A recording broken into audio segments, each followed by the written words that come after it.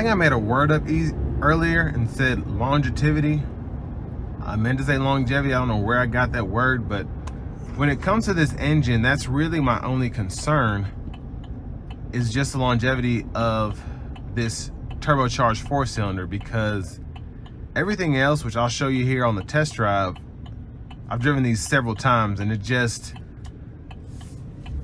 it's my favorite engine to drive other than the 6.2, just because of the turbo.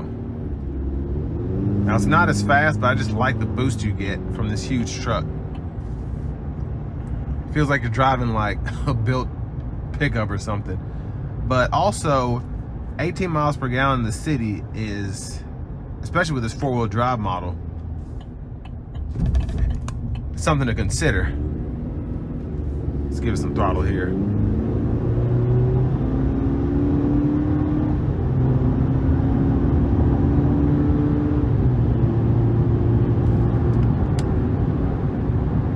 Now, this is not as fast as the 5.3 liter V8, but the turbo boost definitely makes you feel like you're as fast. And then having the 8-speed as well, less gears you have to worry about changing to find that sweet spot for acceleration.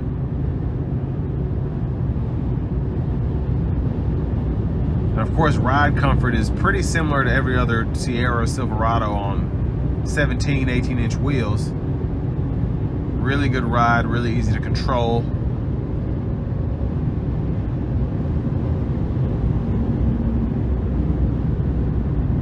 But the best thing about this truck is going to be the everyday usability of it.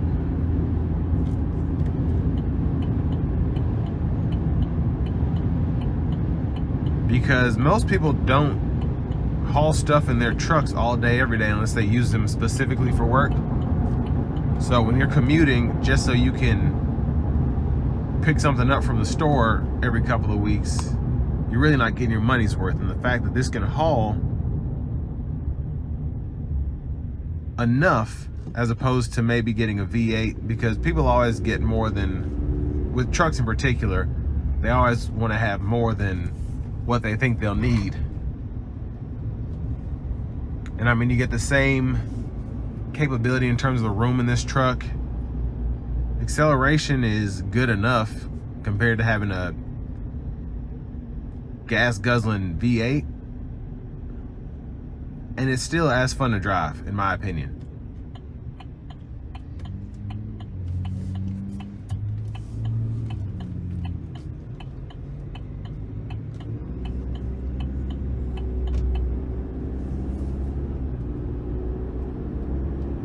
But as I said before, I really like that GM has finally thrown some standard safety features on its vehicles. Having the lane keep assist and then the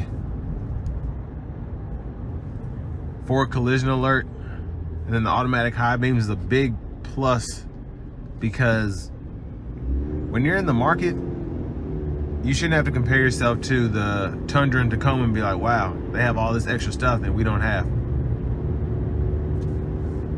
Because General Motors tends to be a bit pricier than other brands when it comes to its vehicles. And I'm glad they're finally starting to make it worth it.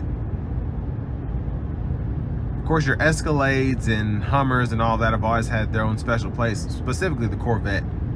There's really not anything that touches that in terms of, if you're in the market for a Corvette, you want a Corvette. But you can choose between the F-150, the Tundra, and you have several other options, Ram. It's nice that this has standard safety features to at least keep up with the competition.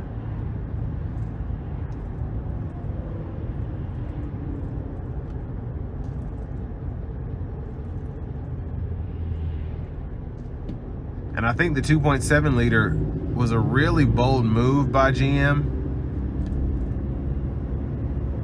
because a lot of people in my comments and just word of mouth have complained like, oh, I don't want a 4-cylinder engine in a truck. Well, I mean, this does the job. It really does. Obviously, it's not going to have the same capability as a V8, but do you actually need all that? And if you do, then get the V8. But I would say, I don't even want to say a majority, I would say there's a big chunk of truck owners who just want a truck, and the 2.7 turbo will be enough motor for them. And there have been a lot that have been sold, so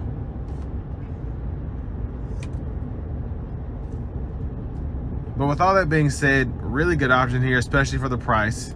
And this will bring me to the end of my review of the 2023 GMC Sierra 1500 Pro.